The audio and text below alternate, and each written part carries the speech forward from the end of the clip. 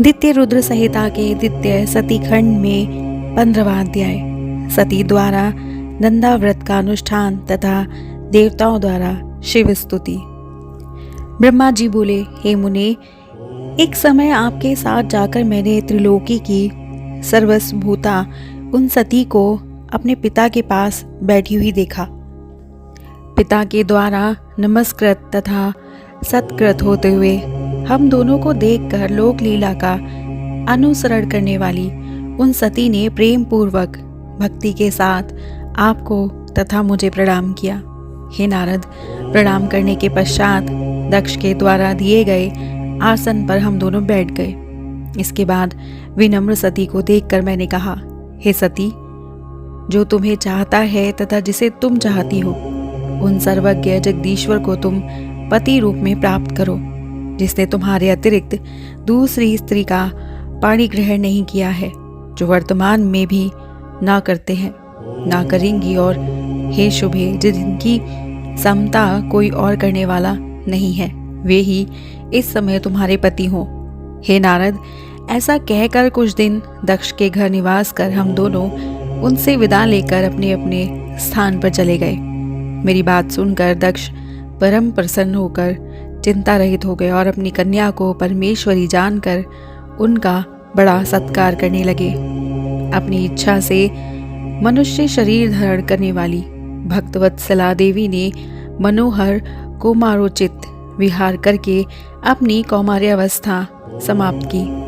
अपनी तपस्या के प्रभाव से सर्वांग मनोहरा उन सती ने धीरे धीरे बाल्यावस्था समाप्त कर युवावस्था को प्राप्त किया।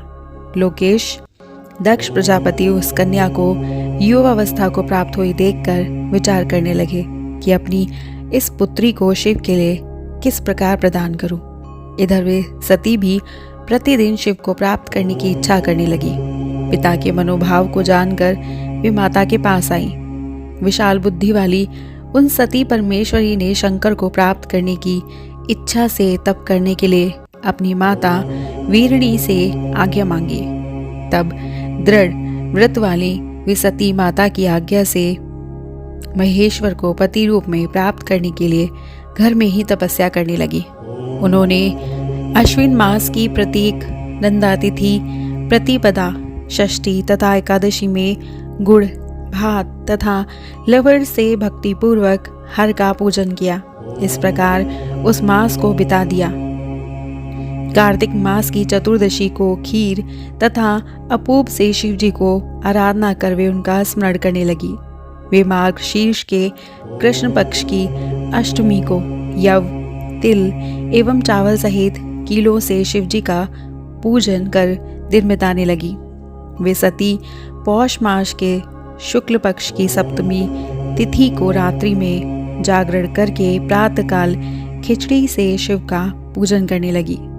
माघ की पूर्णिमा तिथि को रात्रि में जागरण कर प्रातःकाल भीगे कपड़े पहनकर वे नदी के किनारे शिव का पूजन करने लगी। फागुन कृष्ण चतुर्दशी को रात्रि में जागरण कर वो सब प्रहरों में बिलपत्र तथा बिलफल से शिव की विशेष पूजा करने लगी। चैत्र शुक्ल चतुर्दशी को वे सती पलाश पुष्प तथा दवनों दोनों से शिवजी की पूजा करती थी और दिन रात उनका स्मरण करती थी। इसी तरह उन्होंने अपना समय व्यतीत किया। वैशाख शुक्ल तृतीया को गव्य, तिलाहार, यव एवं चावलों से शिवजी का पूजन कर उस मास को व्यतीत करने लगी। ज्येष्ठ की पूर्णिमा के दिन निराहार रहकर रात्रि में वस्त्र एवं भटकटेया के पुष्प से शिव जी का पूजन करके वे सती उस मास को व्यतीत करने लगी। वे आषाढ़ शुक्ल चतुर्दशी को काले वस्त्र एवं भटकटेया के पुष्पों से शिव जी की पूजा करने लगी। वे श्रावण शुक्ल अष्टमी तथा चतुर्दशी तिथि को पवित्र यज्ञोपवीत तथा वस्त्रों से शिव का पूजन करने लगी। भाद्रपद कृष्ण चतुर्दशी को अनेक प्रकार के पुष्पों तथा फलों से शिव जी का पूजन करके वे चतुर्दशी तिथि में केवल जल का आहार करती थी। इस प्रकार वे परिमित आहार करके जप करती हुई उन कालों में उत्पन्न होने वाली नाना प्रकार के फल, पुष्प तथा शास्त्रों द्वारा प्रत्येक महीने शिवार्चन करती थी। अपनी आराधना से, अपनी इच्छा से मानव रूप धारण करने वाली वे सती दृढ़ व्रत से युक्त होकर सभी महीनों में तथा सभी दिनों में शिव पूजन में तत्पर रहने लगी। इस प्रकार नंदा व्रत को पूर्ण रूप से समाप्त करके भगवान शिव में अनन्य भाव रखने वाली सती एकाग्रचित होकर बड़े प्रेम से भगवान शिव का ध्यान करने लगी तथा उनके ध्यान में ही निश्चल भाव से स्थित हो गई। हे मुने, इस समय सब देवता और ऋषि भगवान विष्णु को और मुझको आगे करके सती की तपस्या देखने के लिए गए। वहां आकर देवताओं ने देखा कि सती मूर्तिमय दूसरी सिद्धि के समान जान पड़ती है। वे उस समय भगवान शिव के ध्यान में निमग्न थी और सिद्धावस्था में पहुंच गई थी। विष्णु आदि समस्त देवताओं तथा मुनियों ने प्रसन्नचित होकर दोनों हाथ जोड़कर तथा सर झुकाकर प्रेम पूर्वक सती को नमस्कार किया। इसके बाद अति प्रसन्न विष्णु आदि सब देवता और मुनिगण आश्चर्यचकित होकर सती देवी की तपस्या की भूरी भूरी प्रशंसा करने लगे। तदंतर वे सभी देवता और ऋषिगण सती देवी को पुनः प्रणाम कर भगवान शिव जी के परम प्रिय श्रेष्ठ कैलाश पर्वत पर शीघ्र ही चले गए। लक्ष्मी सहित भगवान विष्णु और सावित्री सहित मैं भी प्रसन्नता पूर्वक भगवान शिव के समीप गया। वहां पहुंचकर आश्चर्यचकित होकर सभी लोगों ने प्रभु का दर्शन कर उन्हें प्रणाम किया और दोनों हाथ जोड़कर अनेक प्रकार के स्तोत्रों से वे उनकी स्तुति करने लगे। देवता बोले, परम पुरुष, महेश्वर, परमेश्वर और महान आत्मा वाले सभी प्राणियों के आदि बीज, चेतन स्वरूप, परात्पर परम ब्रह्मा स्वरूप, निर्विकार और प्रकृति तथा पुरुष से परे उन आप भगवान को नमस्कार है, जिनसे ये चराचर जगत उत्पन्न हुआ है, जो प्रपंच रूप से स्वयं सृष्टि स्वरूप है तथा जिनकी सत्ता से समस्त संसार भासित हो रहा है, जिनके द्वारा ये जगत उत्पन्न हुआ है, जिनके अधीन ये समस्त जगत है, जिनका ये सब कुछ है, जो इसके जगत के बाहर तथा भीतर व्याप्त है, जो निर्विकार महाप्रभु है, जो अपनी आत्मा में ही इस समस्त विश्व को देखते हैं। उन स्वयंभू परमेश्वर को हम लोग नमस्कार कर रहे हैं, जिनकी दृष्टि कहीं नहीं रुकती, जो परात्पर सभी प्राणियों के साक्षी, सर्वात्मा, अनेक रूपों को धारण करने वाले आत्मस्वरूप पर ब्रह्मा तथा तप करने वाले हैं। हम उनकी शरण में आए हैं। देवता, ऋषि तथा सिद्ध भी जिनके पदों को नहीं जानते हैं, तो फिर अन्य प्राणी उनको किस प्रकार जान सकते हैं और किस प्रकार प्राप्त कर सकते हैं। जिनको देखने के लिए मुक्त संग साधुजन ब्रह्माचार्य आदि व्रतों का आचरण करते हैं, वे आप हमारी उत्तम गति है। हे प्रभु, दुख देने वाली जन्म आदि कोई भी विकार आप में ही नहीं होते, फिर भी आप अपनी माया से कृपा पूर्वक उन्हें ग्रहण करते हैं। आश्चर्यमय कर्म करने वाले उन आप परमात्मा को नमस्कार है। वाणी से सर्वथा परे आप पर ब्रह्मा परमात्मा को नमस्कार है। बिना रूप के होते हुए भी बहुत रूपों वाले परात्पर अनंत शक्ति से समन्वित त्रिलोकपति, सर्वसाक्षी तथा सर्वव्यापी को नमस्कार है। स्वयं प्रकाशमान निर्वाण सुख तथा संपत्ति स्वरूप ज्ञानात्मा तथा व्यापक आप ईश्वर को नमस्कार है। निष्काम कर्म के द्वारा प्राप्त होने वाले कैवल्य पति को नमस्कार है।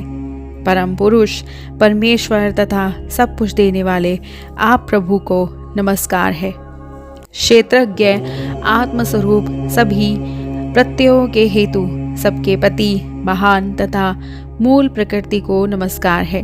पुरुष परेश तथा सब कुछ प्रदान करने वाले आप परमात्मा को नमस्कार है। हे कारण रहित त्रिनेत्र पांच मुख वाले तथा सर्वदा ज्योति स्वरूप आपको नमस्कार है। सभी इंद्रियों और गुणों को देखकर आप परमात्मा की गुणों वाले आपको नमस्कार है।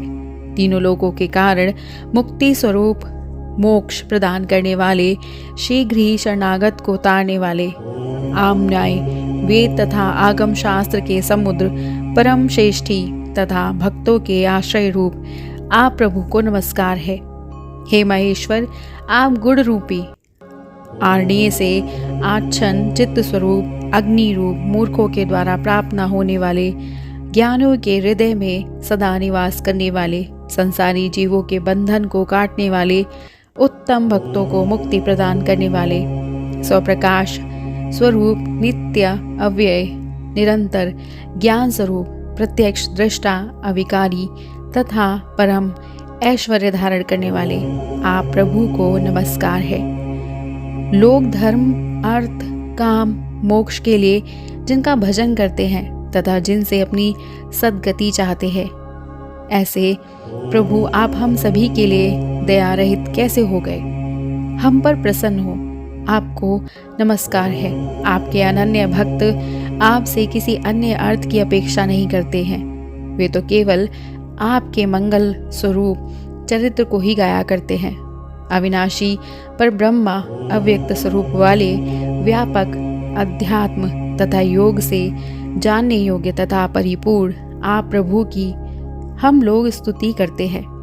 हे अखिलेश्वर, इंद्रियों से परे स्वयं आधार रहित, सबके आश्रय हेतु रहित, अनंत, आज्ञ और सूक्ष्म आप प्रभु को हम सभी प्रणाम करते हैं। आपने अपनी तुच्छ कला मात्र से नामक रूप के द्वारा विष्णु आदि सभी देवताओं तथा इस चराचर जगत की अलग अलग सृष्टि की है।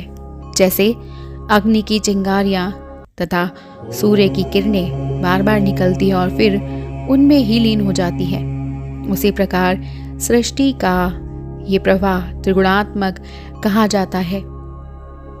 हे प्रभु, आप न देवता हैं, न असुर है, न मनुष्य है, न पक्षी हैं, न द्विज है, न स्त्री हैं, न पुरुष हैं, न नपुंसक हैं, यहाँ तक कि सत असत कुछ भी नहीं है। श्रुतियों के निषेध से जो शेष बचता है वही निषेध स्वरूप आप हैं। आप विश्व की उत्पत्ति करने वाले, विश्व के पालक, विश्व का लय करने वाले तथा विश्वात्मा है।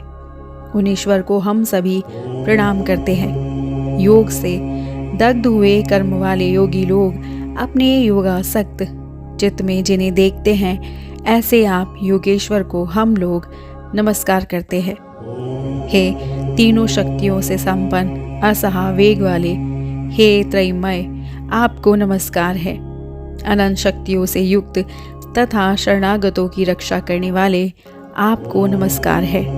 हे दुर्गेश, दूषित इंद्रियों वालों के लिए आप सर्वथा दुष्प्राय हैं, क्योंकि आपको प्राप्त करने का मार्ग ही दूसरा है।